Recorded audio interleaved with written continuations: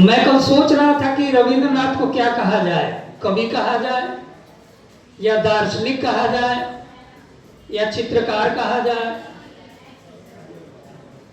क्योंकि बांग्ला साहित्य में बहुमुखी प्रतिभा वाले रविंद्रनाथ जैसा अन्य कोई दिखाई नहीं देता। गुरुदेव इसलिए महान नहीं है कि इन्हें नोबेल पुरस्कार मिला।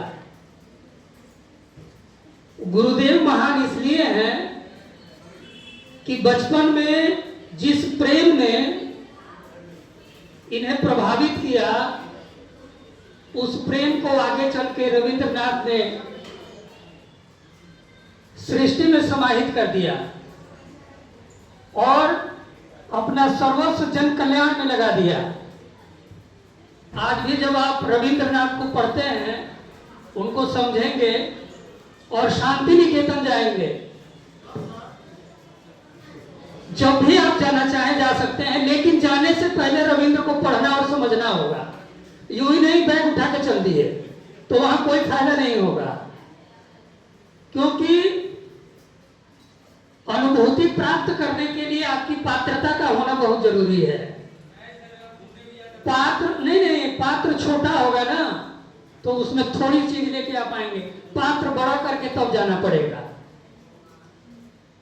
भक्ति काल में बहुत सारे कवि हुए जिन्होंने अपने अपने आराध्य के लिए बहुत कुछ लिखा, बहुत कुछ कहा है, लेकिन रविंद्रनाथ ने बांग्ला में एक कविता लिखी थी, आत्मत्राण, जिसका ये कविता लगभग 1927 के आसपास लिखी गई थी और इस कविता का हिंदी रूपांतरण किया था हजारी प्रसाद द्विवेदी ने। इस कविता में आप देखेंगे, ये कविता वही व्यक्ति लिख सकता है जिसने मौत को बहुत करीब से देखा होगा। रविंद्रनाथ के 14 वर्ष की आयु में उनकी माता का स्वर्गवास हो गया। उनके विवाह के 4 महीने बाद उनकी भाभी ने आत्महत्या कर ली।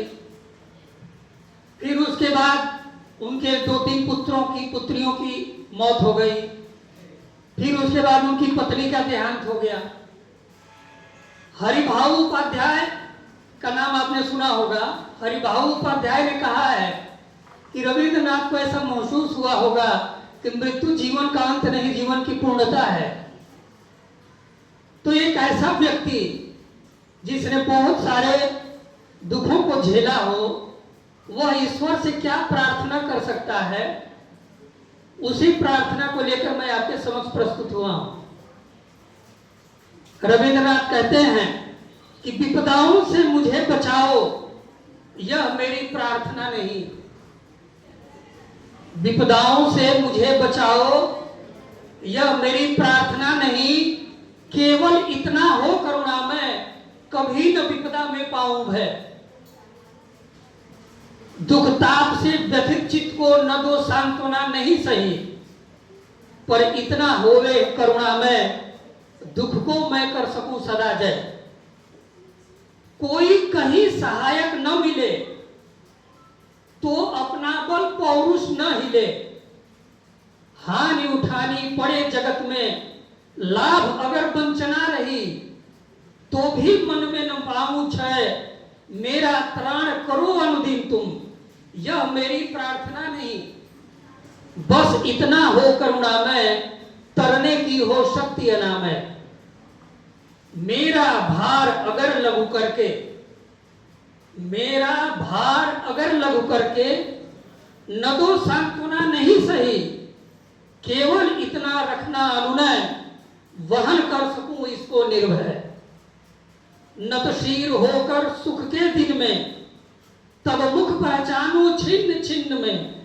दुख रात्रि में करे वंचना मेरी, जिस दिन निखिल मही, उस दिन ऐसा हो करुणा में, तुम पर करूं नहीं कुछ संशय, तुम पर करूं नहीं कुछ संशय। विपदाओं में मुझे बचाओ, यह मेरी प्रार्थना नहीं।